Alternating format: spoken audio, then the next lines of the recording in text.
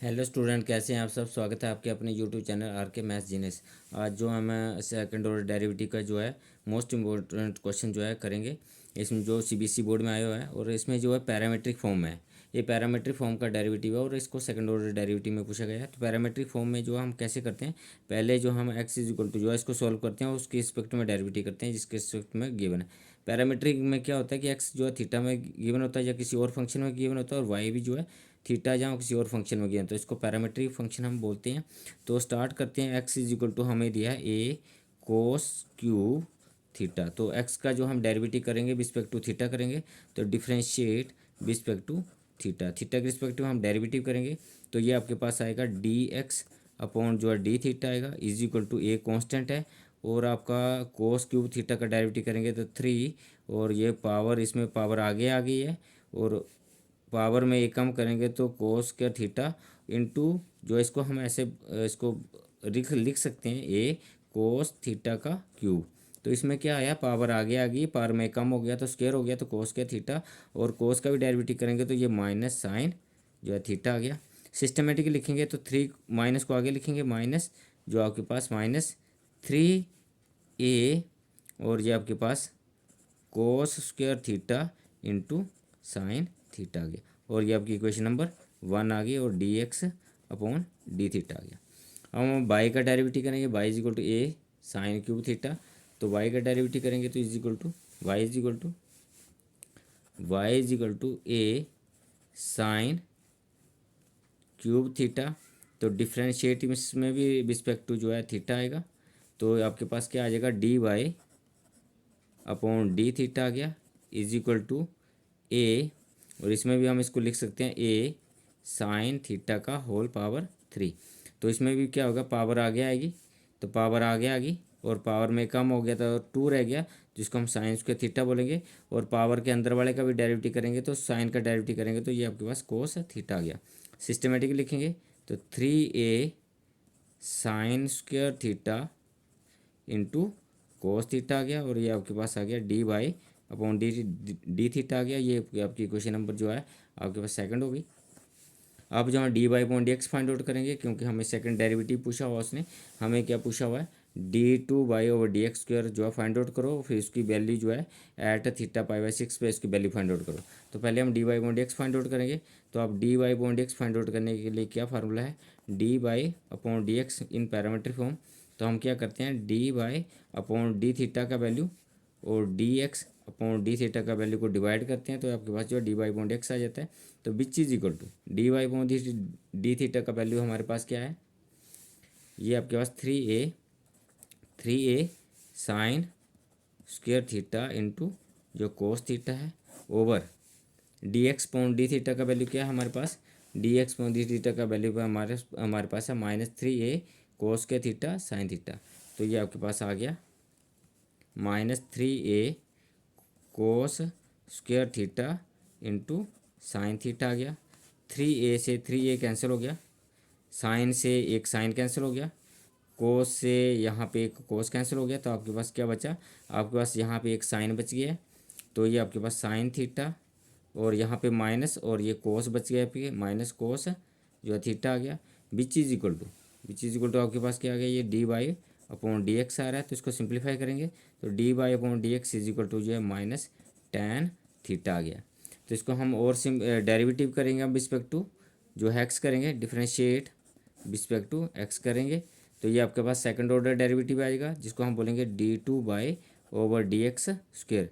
तो टेन का डेरिवेटिव करेंगे तो ये आपके पास आएगा सीकेंड स्क्वेयर थीटा आ गया। अब थीटा का भी डेरिवेटिव करेंगे चेन रूल के अकॉर्डिंग, तो ये d theta upon d x आ गया। क्यों ऐसा आ रहा है ये समझने वाली मोस्ट इंपॉर्टेंट चीज़ है, क्योंकि ये आपका जो है डेरिवेटिव रिस्पेक्ट टू एक्स हो रहा है और यहाँ थीटा का डेरिवेटिव हो रहा है, तो थीटा का डेरिवेटिव करेंगे तो d x upon d theta upon d x आ गया। अब यहाँ पे एक प्रॉब्लम होती है कि d theta upon d x का वैल्यू कहाँ से लेके आए, तो आपके पास डी थीटा का जो अपॉन डी एक्स का वैल्यू लेंगे तो आपकी इक्वेशन नंबर 1 से लेंगे। यहाँ पे D x upon d theta है तो इसको उल्टा करके लिखेंगे, D theta upon d x, तो इसको भी रेसिप्रोकल करके लिखेंगे, तो विच इज इक्वल टू क्या आएगा, 1 upon -3a cos square theta और साइन थीटा। तो ये आपके पास क्या आ गया, माइनस जो है माइनस सीकेंड स्क्वायर थीटा, और ये d theta upon d x का वैल्यू जो है D x upon d theta का उल्टा करके लिखेंगे 1/-3a, ये आपका ये आएगा 1/-3a कोस के थीटा साइन थीटा, कोस स्क्वायर थीटा और क्या आएगा जो है साइन थीटा आएगा। तो माइनस से माइनस कैंसिल हो जाएगा, सिंप्लीफाई करेंगे तो ये आपके पास सीकेंड स्क्वायर है, तो ये सीकेंड स्क्वायर थीटा, और यहाँ पे ये 1/cos स्क्वायर है, इसको हम 1/cos स्क्वायर बोलेंगे। तो ये 1/3a को आगे लिख लेते हैं, ये 1/3a है, इसको आगे लिख लिया सीकेंड स्क्वायर थीटा, और ये 1/cos स्क्वायर थीटा, तो इसको भी हम लिखा सीकेंड स्क्वायर थीटा, और ये 1/sin बच गया, इसको भी हम लिखा है जो है कोसिकेंड थीटा। तो ये सीकेंड स्क्वायर सीकेंड 4 थीटा हो गया। तो which is equal to d2/dx square is equal to, ये आपके पास क्या आ गया d2/dx square is equal to 1/3a secant 4 theta into जो है कोसिकेंड थीटा आ गया।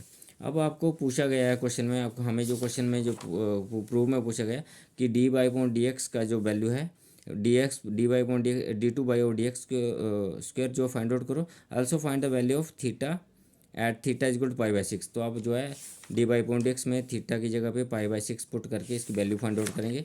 तो विच इज इक्वल टू क्या है, कैसे पुट करेंगे इसको, कैसे शो करेंगे, d2/dx square at x is equal to π/6, तो which is equal to 1/3a, और यहाँ पे आपका वैल्यू पुट करेंगे। तो ये सीकेंड थीटा की जगह π/6 पुट करेंगे, तो ये π/6 का होल पावर, इसका पावर 4 है तो होल पावर 4, और यहाँ पे आपके कोसिकेंड और ये जो है 6। तो सीकेंड π/6 का मतलब होता है 30 degree, which is equal to simplify करेंगे 1/3a। तो ये आपके पास जो है हमारे पास जो है हम जो है कैसे इसमें सीकेंड जो है 30 का वैल्यू लिखेंगे, पर हम कोस जो है 30 का वैल्यू लिखते हैं। कोस 30 जो आपके पास जो आता है √3/2 आता है, √3/2। तो सीकेंड 30 लिखना है तो इसको जो है हम उल्टा करके लिखते हैं 2/√3, तो हम इसको लिखेंगे 2/√3, और इसका होल पावर जो है 4 हो गया। और कोसिकेंड π/6 है तो इसको हम साइन जो π/6 मतलब 30 डिग्री होता है, तो साइन 30 का वैल्यू होता है 1/2 होता है। तो कोसिकेंड 30 लिखना है, π/6 लिखना है, तो इसको उल्टा करके लिखेंगे, मतलब ये 2 आ गया। तो इसको हम सिंप्लीफाई करेंगे हम, तो ये 1/3a और 2 की पावर ये 4 होगी, और ये रूट को हम पावर में लिख सकते हैं, तो ये 3 की पावर जो है 1/2 है, और इस 1/2 है सॉरी, और इसकी भी होल पावर आ जाएगी 4 आ गई, इंटू 2 आ गया।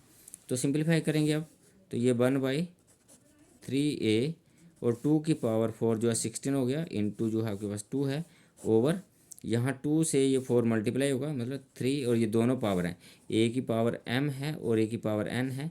तो हम क्या करते हैं, a की पावर m इंटू n करते हैं, तो हम 3 की पावर जो है 1/2 इंटू 4 होगी। तो ये 2 से 4 कैंसिल होकर 2 आ गया, तो इसका मतलब ये 1/3a, और ये आपके पास आ गया इंटू 32, 16 2 जा 32, और यह यहाँ 3 की पावर जो है 2 रहेगी, क्योंकि 2 से 4 कैंसिल हो गया, तो 3 की पावर 2 आ गई, विच इज़ इक्वल टू आपके पास 32/9। ये आपके 3 की पावर जो है 3 इंटू a इंटू 9 आ गया, 3 का स्क्वायर जो है 3 3 जा 9 हो गया, और ये 9 इंटू 3 जो 27 हो गया, तो ये 32/27a, ये आपके पास है d2/dx square at x is equal to π/6 जो है इसका वैल्यू आ गया।